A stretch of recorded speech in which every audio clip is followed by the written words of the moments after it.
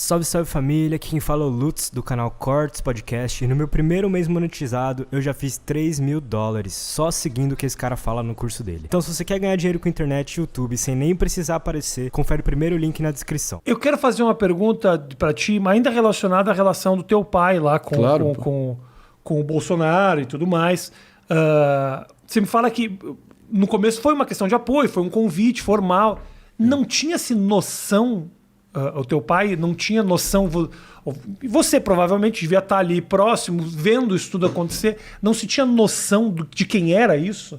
De quem eram esses caras, o que eles eram, o que eles significavam, o que tinha por trás disso tudo? Cara, excelente pergunta, sempre recebo essa pergunta e faz todo sentido quem está de fora fazer essa pergunta agora, né? E acho importante até para entender a mentalidade de quem apoiou e saiu fora. Isso, não, porque perfeito. fica essa coisa de ocasião, aproveitei a oportunidade. Exatamente. E eu não acho que é sempre assim. É lógico. Não. E eu quero entender o que passou, como é que foi esse movimento, assim. Cara, então, o meu pai originalmente, e de novo, isso também foi mais um fator que foi ali, foi uma constante durante a minha participação por 2 anos e 2 meses no Pânico, né?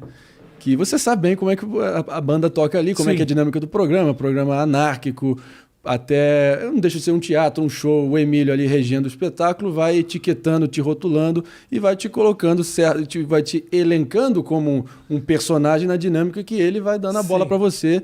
E isso, de certa forma, vários rótulos são, a grande maioria, infundados. Então, sempre, por todo movimento que meu pai fazia, já na condição de presidente do PSDB no Rio, eu tinha aquela situação que eu vejo um pouco até de má fé, ou de preguiça, ou de vontade só de tentar estigmatizar o teu oponente político, de rolar culpa hereditária, de colocar tudo na minha conta, qualquer movimento que ele fizer. Isso. A vida como ela é, não dá para reclamar, mas isso foi uma constante lá durante a minha carreira no Pânico, né? Tá. Mas dando um passo atrás, voltando à tua pergunta, eu só mencionei isso para dizer o seguinte: o projeto original do meu pai era propriamente o João Dória, que estava surgindo como em 2018, que ele queria fazer aquele salto inédito, sem precedentes até onde me consta, de sair da prefeitura de São Paulo para a presidência direto. Não sei se você lembra, aquela capa da história, o Furacão Dória, que ele é o gestor, corujão da saúde, que ele estava bombando naquele momento. A imitação do Dória é muito boa. Agradeço, Rafinha, você que é um grande comunicador, você que é arrojado, destemido, inovador, você que se reinventa,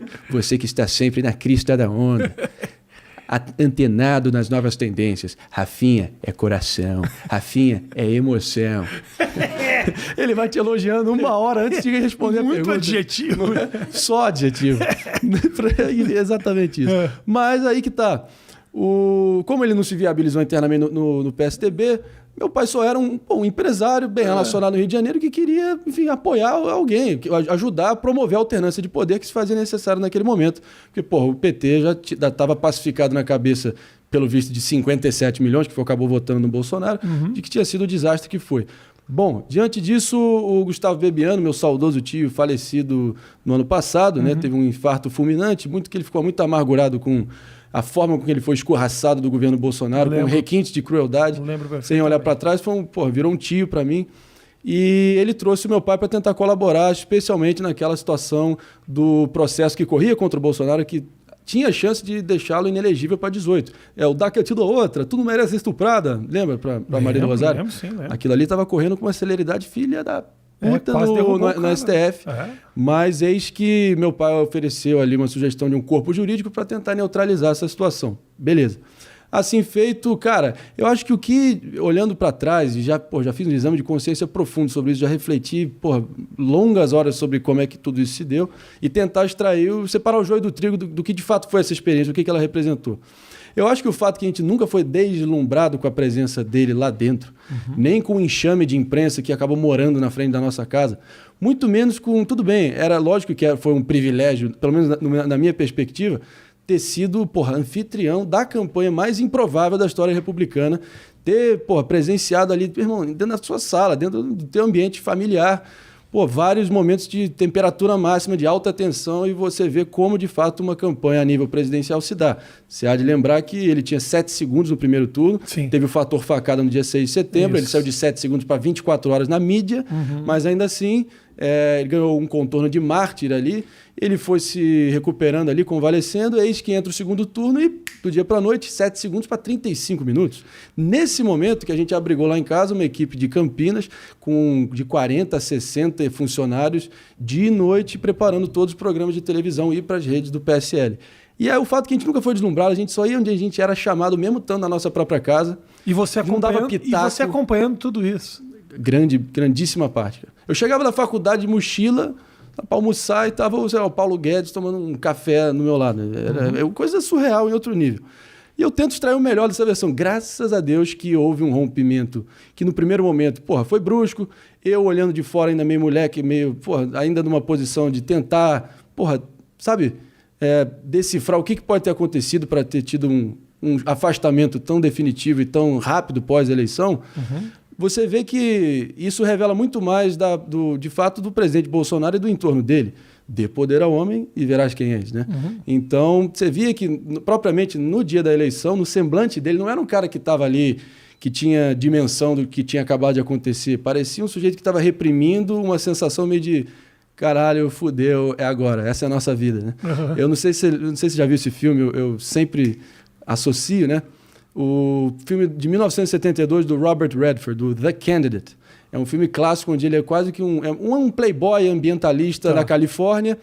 Ele vem de uma família com uma linhagem política, só que ele é um cara mais romântico, sonhador, meio acadêmico, só que é um cara, boa pinta, tem uma lábia boa, e ele vai contra um politicão cacique clássico da Califórnia, numa tentativa assim, bem improvável de tentar destronar o cara para o Senado da Califórnia. Aí, baita filme, vai se desenrolando, ele ganha no final com tons épicos, ele vai melhorando ali a retórica dele, ele vai convencendo as pessoas com essa postura meio de outsider, e no final, a última cena do filme, ele olha em volta para o assessor dele, que ele tranca a porta com um enxame de gente fora do quarto, e ele fala assim: "And now, what do we do? Where are we going?" Eu vi o Robert Redford no Bolsonaro, do cara que não tinha realmente dimensão, compreensão do que estava prestes a acontecer. Então, você viu, o Bebiano tinha uma presença ali com o braço direito dele, o whisper dele, né? O cara que ficava, ouvindo ele, sabendo filtrar, tentando blindar ele de muita coisa, né? O cara que sussurrava ali: "Calma, capitão, faz isso, faz aquilo." O braço direito. Não só braço direito, era tudo ali para ele. Tudo. Né? O que o Bebiano poupou o Bolsonaro de saber da parte burocrática, logística da campanha a nível nacional, aquele remendo que foi feito em todos os estados da federação, ter que bater a cláusula para ter mulher e tal, foi realmente uma baita experiência nesse sentido, para ver como a banda toca de fato, a vida como ela é. E eu pude ter essa experiência. Agora, nesse momento, a nossa relação sempre foi meio transacional, no sentido de que tinha um começo, meio e fim, tinha uma data de expiração. Nunca houve uma expectativa do nosso lado de ter nenhuma contrapartida para além do que aconteceu. Ao contrário de que todo mundo segue falando, não, todo mundo não, mito, a claque bolsonarista que segue me infernizando nas redes, mas também, pode vir quente, que eu estou fervendo, eu estou anestesiado. O grau de hate que eu recebi sistemático nesses tempos que eu me posicionei no Pânico, eu também já sei, lidar com isso muito bem. Estou vacinado contra isso. Mas a questão é a seguinte: o Bolsonaro, nesse momento... O papo é de que queria o carguinho, se revoltou, teria virado as costas. Não, nunca teve nenhuma expectativa nesse sentido. O Bebiano não deixa a gente mentir, mas obviamente ele não está aqui para atestar isso, mas é por óbvio. Eu lembro até de um caso específico que mostra exatamente o desprendimento e o fato que o quão isso não estava na nossa agenda, o quão isso é só uma ficção para tentar taxar a gente de algo que simplesmente não procede. Fala é o quê? A ficção dessa narrativa que tentam erguer, de que, não, só porque vocês não foram chamados para o governo, vocês se rebelaram contra ele. Perfeito. Eu acho que, primeiro de tudo, tinham 3 nomes que eram mencionados no Jornal Nacional de uma eleição presidencial. Para pensar. Boa noite. O candidato Fernando Haddad fez XYZ. O candidato Jair Bolsonaro, ainda se recuperando da facada, foi à casa do empresário Paulo Marinho para gravar os programas de televisão. Então você pode imaginar que o Bebiano, que era aquela fortaleza, blindando o Bolsonaro dos vagalumes do poder, que na medida que viam as luzes do Bolsonaro cada vez mais brilhante, a possibilidade de vitória se aproximando e se concretizando, você imagina que eles queriam tirar uma casquinha, oferecer uma benesse, e o Bebiano tinha um faro aguçado para pilantra oportunista e blindou o Bolsonaro de muita gente que queria, de fato, acontecer isso. para pilantra e oportunista, mas um Faro que errou essencialmente, né? Mal sabia que o que estava diante dele era eu vou defender você aqui desses aproveitadores. Não, mas eu até acho o seguinte, lógico que, enfim, como acabou acontecendo, você pode imaginar que o empresariado paulistano, que via essa dupla Bebiano e Paulo Marinho tendo o protagonismo que teve, acabou se rebelando, plantando notinha de chapa marrom para tentar, sabe, dinamitar e descredibilizar o meu pai. Assim foi feito e até bom olhando para trás que isso aconteceu. Tem aquela expressão, a blessing in disguise, né? Uma bênção disfarçada, que, acabou que o tempo provou que isso foi a melhor coisa que nos aconteceu, ao ponto de nem ter sido convidado para a posse. Graças a Deus, a gente não foi para a posse também, não vai para o velório, pode ter certeza. Então, diante disso, eu acho que, para mim, naquele momento, foi uma tremenda experiência eu ver como é que funcionou tudo aquilo. Eu vi cada coisa que você nem imagina, eu vi como você se pauta com a flutuação, tipo, a diferença, assim, de uma campanha dessa importância, como a narrativa, a política é que nem as nuvens. Você olha, está de um jeito, você olha do outro, já está de outro. Então, quão frenéticos são as oscilações de opinião pública durante uma eleição, aí você vai calibrando a mensagem. Então, para mim, foi uma escola nesse sentido. E, como o Bolsonaro também se revelou logo no início, não sei se você lembra, mas a questão do episódio das rachadinhas, do Queiroz, foi desvelado ali em dezembro, pós-eleição. Imagina se tivesse vindo antes do segundo turno. O episódio da rachadinha já ofereceu... Já foi uma ruptura com o teu pai, com a turma toda ali? Isso ali já foi uma primeira decepção, assim? Não, isso aí foi um primeiro sinal vermelho, e mesmo acho que a gente já não está tendo mais nenhum vínculo. A primeira reunião de composição ministerial, no dia 30 de outubro de 2018, 2 dias depois da eleição, foi na minha casa. Eu estava lá na sala e vi, voltando até um episódio aqui, era Paulo Guedes, Onix, Coronel Braga, que era o chefe de gabinete do Flávio Bolsonaro, meu pai na ponta, Bebiano e Bolsonaro com o enfermeiro dele lá, e Paulo Guedes, né? Acho que eu mencionei. E em determinado momento, o Paulo Guedes, eu lembro dessa cena claramente, até para mostrar o quão desprendido meu pai estava nessa história de ministério. O Bolsonaro se elegeu prometendo 15 ministérios, máquina enxuta, organograma diferente, 130 ministérios, você lembra disso? Então, ele estava querendo trazer para ele, dominar ali indústria e comércio, previdência e trabalho, fazenda e planejamento, né? E ele queria também Minas e Energia. Aí eu lembro que meu pai levantou dele, presidente, Minas e Energia? Com todo respeito, eu sei que pato novo não nada fundo. Quem sou eu para opinar aqui? Mas, sobre Minas e Energia é difícil, né, ministro? Lida com os nossos recursos energéticos, nossa soberania nacional. Então, só fica aqui minha sugestão. Aí o Bolsonaro falou, tudo tá certo, aí o PM perdeu o PG, esquece aí, tá ok? E aí, você vê, não houve esse ministério também nas mãos do Paulo Guedes por causa disso. Olhando para frente, voltando à questão que você tinha colocado, por que o rompimento se deu? É lógico que o empresariado paulista que queria, talvez, começou a plantar esse tipo de situação, e agora a gente está pagando a nossa penitência por causa desse vínculo. O Bolsonaro e o Flávio recorreram ao meu pai em determinado momento para também criar um corpo jurídico para ajudar o Flávio. Meu pai até fez uma denúncia alguns anos depois que o Bebiano morreu, depois da denúncia do Moro, da interferência na Polícia Federal.